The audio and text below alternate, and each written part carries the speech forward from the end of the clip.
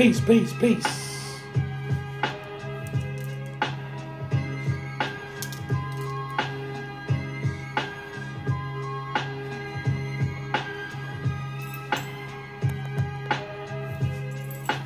I want to give it to y'all on the raw form.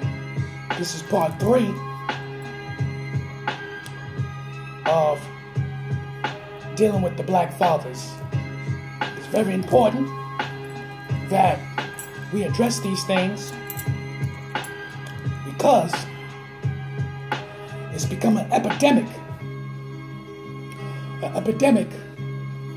of how now a lot of black fathers are doing the duties when they have these children. But now it's like a reflection or a boomerang effect that now these fathers that's doing their duties are being crucified. Are being crucified by women and being crucified by other black men, being crucified by society. Turning everything into a financial gain. For who? From whom? And why? How come? Where? Just think about this. This is epidemic. Need to recognize this. Another black man don't need to tell another black man he need to stop acting like a fool, stop being over emotional with his child. Why is this? He need to stop. You don't walk in that man's shoes.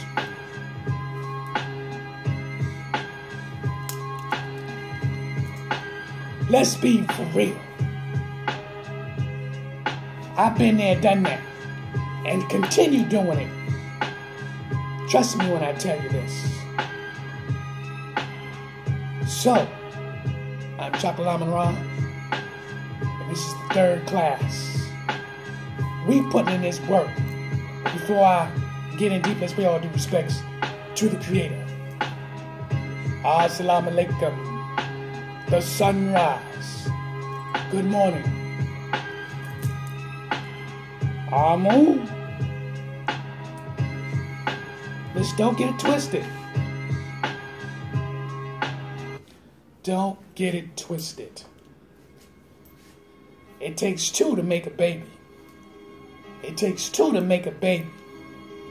However you made this baby, that baby's innocent. It is innocent until you corrupt it. Yeah, you. Could be the father, could be the mother, or could be society who corrupts your child because they think they know better. But you're the mother. You're the mother of the earth. The baby comes through your vessel. And you're the father that gives the seed, the energy, life force to connect with the mother and combine these 2 energy forces to create this baby. And then when this child comes through the vessel and be born, it's got to deal with the world and society. But first, it's dealing with the mother and the father. You are the first line of defense of your own children. So if you mess them up, what you think the world's going to do? What you think the world's going to do if you mess up your children? Ain't no mercy. They get lucky and go into a foster home. Possibility. But strangers is a stranger. I'm going to show you a video. Clip. Of Tyrese. Probably y'all, some of y'all seen it. But watch this man. Now we don't know all the accusations. But ain't no man gonna act the way he gonna act. If you're talking about he abusing his child, that don't make no sense to me. But a lot of fathers go through it. Let's put in this work. Let's put this work in here. A video online about Tyrese Gibson crying and he's crying over his daughter who was taken away from him for 2 months now because his wife claimed that he physically abused her, picked her up or something like that, and then spanked her, and she was having a hard time sitting down and some of that nature. And we get into a big deal about what's ethical. Okay, and then you have, and we're gonna show you the clips. I've been away from my baby for 2 months. I just want my baby, and no one's listening because no one's in the courtroom. I'm not doing anything illegal. But I don't want nobody. Oh my God, am I doing something illegal by doing this video, or am I protected by the First Right Amendment or the amendment? Don't take my baby. I'm at $13,000 a month. What more do you want from me? Oh my God. Oh my God. Oh my God. My Shayla. My Shayla. And I don't hate you, Norma. I don't know why you hate me, but I don't hate you. And you also have Cat Williams, same thing. Here, this man adopted 8 kids, and basically they came in and took all his kids. Some other things like you're not, a fit parent or something like that. You know, whatever the excuse that they use to take his kids. This is their 9th time coming to my house. The problem was this time they came to my office and took my kids from an office. Not from my house, from an office. So now when I can't have my kids at my office, that's an issue. I must be the most terrible black dude. Because here's the whole thing. You're going to charge me with child endangerment? After I adopted 7 children and had them for 14 years in this state? Really? You coming after my kids now? Because it was already a witch hunt. Now you want my babies? Here's 2 black men. I mean, what's the message being sent right there? You got 2 black men, and there's much more because they try to pull that shit with me, but they also try to pull that shit with my parents as well. You know, and what's the message being sent in America? It's a deeper underlining thing than just taking the kids out the house. The problem is the discipline. And so the problem is just not the discipline, it's the Bible. Because the Bible says in Proverbs 23:13-14, don't fail to discipline your children. They won't die if you spank them. Physical discipline may well save them from death. And so what is the Bible saying? It's saying that basically, if you don't teach your children consequences for their actions, and sometimes strong consequences, they won't learn, you know, and then they won't understand what consequences are, and so they think they can do anything without getting punished. The contradictory part about this is now we have video where the cops come in and they can abuse the shit out of our kids. You know, and I'm talking about abuse the holy shit. They're not even treated like kids. You know, they do the kids far worse than the parent could ever do the kids, even leading all the way up to killing them dead. Posted by a high school student to Twitter with the title, "This is not okay." A uniformed resource officer in Roseville, North Carolina, hoists a student in the air and then tosses her to the ground.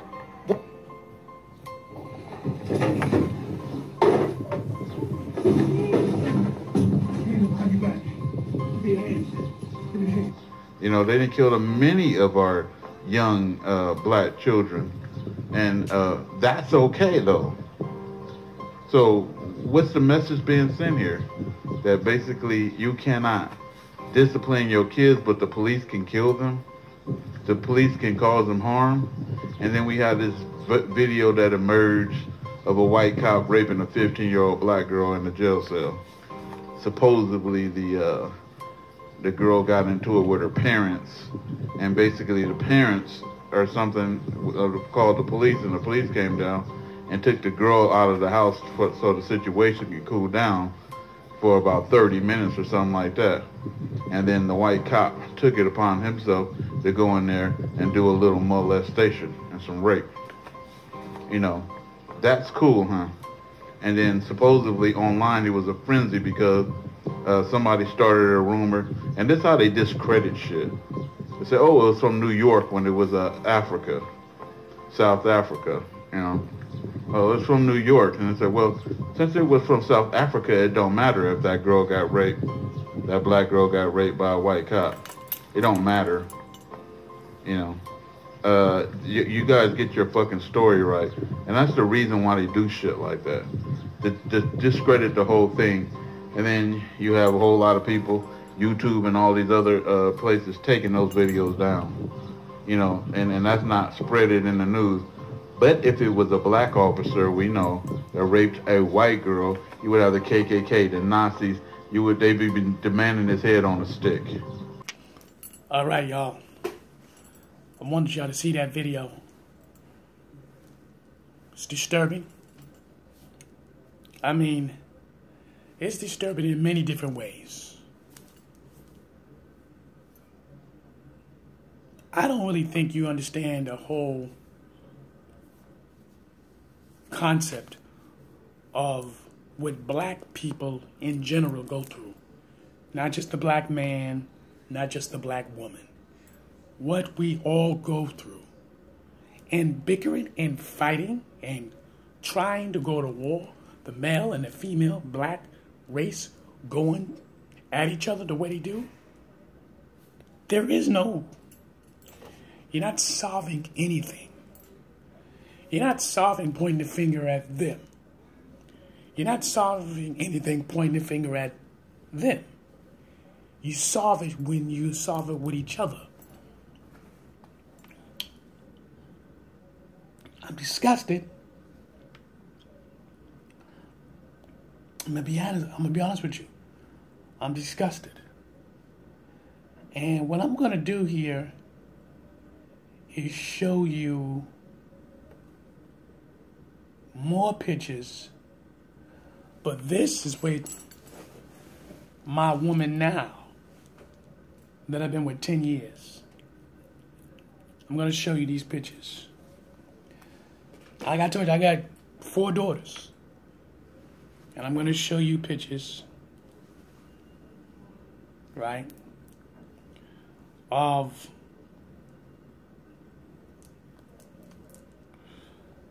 this is Trinity. She's with her. That's the grandbaby. That's the grandbaby right there in the pink.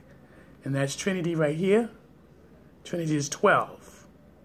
That's the grandbaby. The grandbaby now is 2 years old. Right? This is Destiny. That's Destiny. She's 19.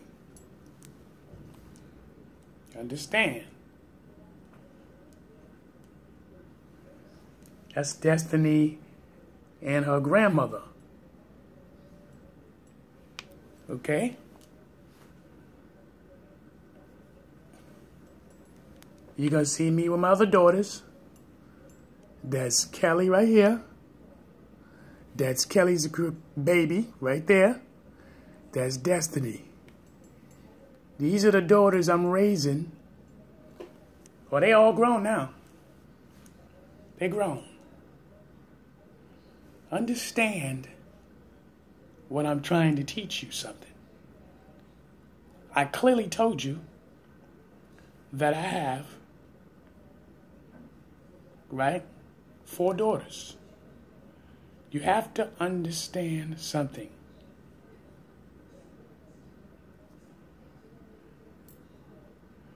Okay? Are you taking care of your family? Don't let society take care of your family. Don't let them do it to you. Don't let them do it to you. I'm telling you, for your own good. Don't let society do it. Because when society gets in, it's not about you and this woman. This is why I tried to tell y'all. And I'll say it again.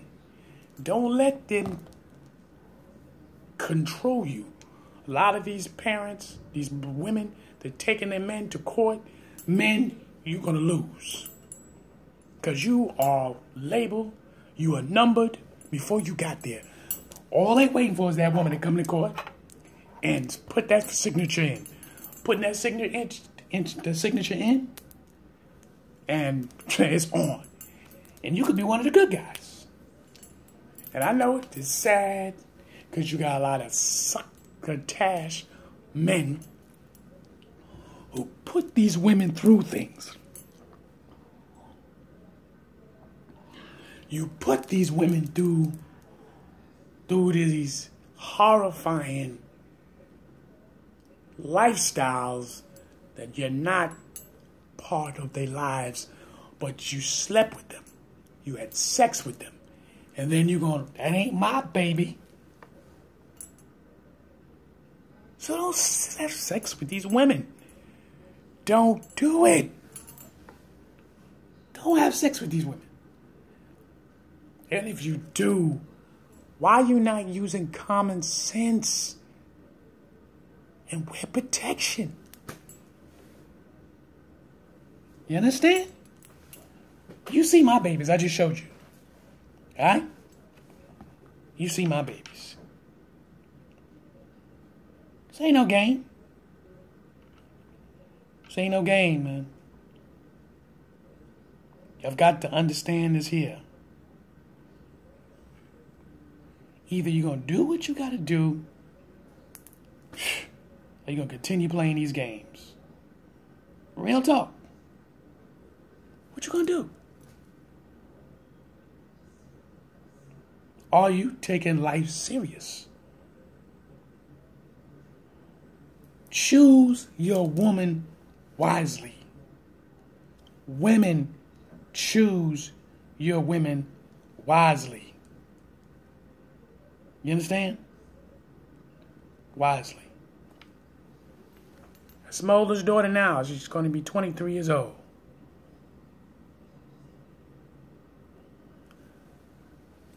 Are you in their lives? Are you in their lives?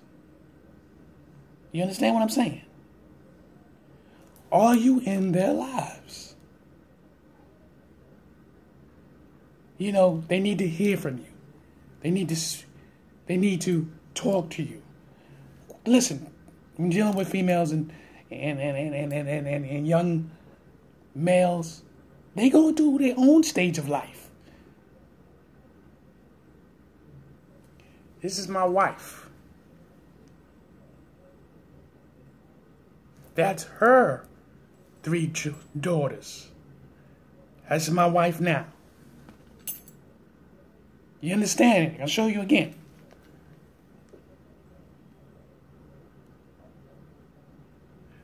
Make a choice, man. Make a choice. It's easy if you want it to be easy. It's only hard because you choose it to be hard. Fathers, be a man. Mother, be a woman. These are our children. It's not the white man's system of things. They told you this bullshit. They got you turning against each other, taking each other back and forth to court. These are how they making money over you. Take responsibility. What you doing? Understand what I'm saying to you, brothers and sisters. You are their protector. You are the financialer. Ain't no courthouse, no judge supposed to tell you how much you're supposed to give this woman to take care of her children. No, it's not her children. It's your children. Listen to the vocabulary, how they talk. Oh, you gotta have to give her monthly to take care of her children. Look how they financially separate you and from your children. And look now, the police is coming beating the shit out of these kids and killing them. Because they trying to tell you, oh, you better not hit those good kids. This is what they trying to tell you. Real talk. Huh? tell you how to raise your kids. Another picture. It's my oldest daughter and I. You see? I spend time with mine. They're older now. Hang out with the grandbaby.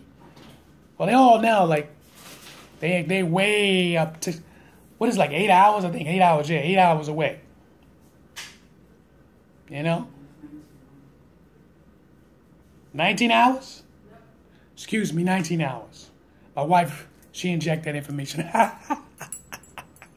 But anyway, you know, think about it. I'm going to show you some more clips. But I'm just showing you, now I'm going to show you the grandbaby. Are you spending time with your kids? Are you? That's the grandbaby. Are you? Huh?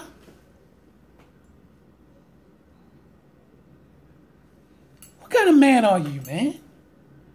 Ask yourself these questions. Are you representing yourself so they know what time it is? What you doing? How you reacting? Understand this. I'm showing you this because you ain't gonna sit here and tell me, oh, you don't know what we talking about. Oh, I've been there and still doing that to this day. Huh? Who are we fooling? Are you spending time with your family? Huh? You gotta spend time with your woman. She's gotta feel wanted. You understand? All of us together right here. Huh? Who are we playing games with? Who? Who are we playing games with? What mind games we playing with? I wanted to show y'all that. I wanted to show you. But let's get some more clips. Okay? Be a great father for your children. And if you and a mother can't get along, you got to be a friend, man. I already showed you. Let me get into that next clip. Now, this clip here is about, it's going to show you fathers in a barbershop giving you their own opinions of what's going on. All right? Black fatherhood barbershop stories. Let's get that on real quick.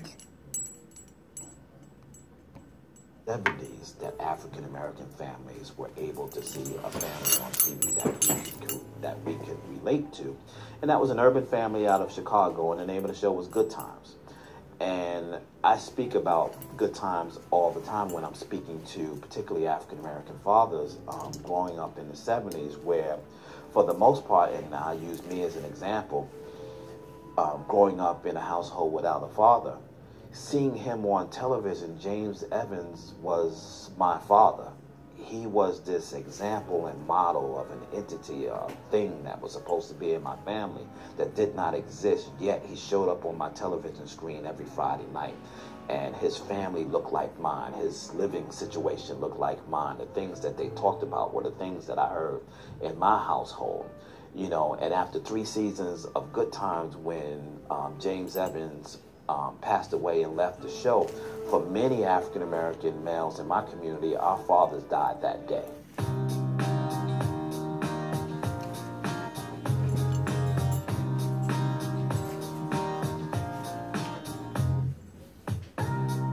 There really isn't much of a relationship with my father. You know, as growing up as a young man, my mom was the world to me, and he was really not in the picture at all. I had a great example. Yeah. I had a great example. He was the prototype, you know, as far as what I feel, you know, where he came from, because his father wasn't there like that. So, you know, for a man that, you know, basically raised himself and raised you know, his other family, his siblings, and to become the man that he was, you know, I can't ask for anything else.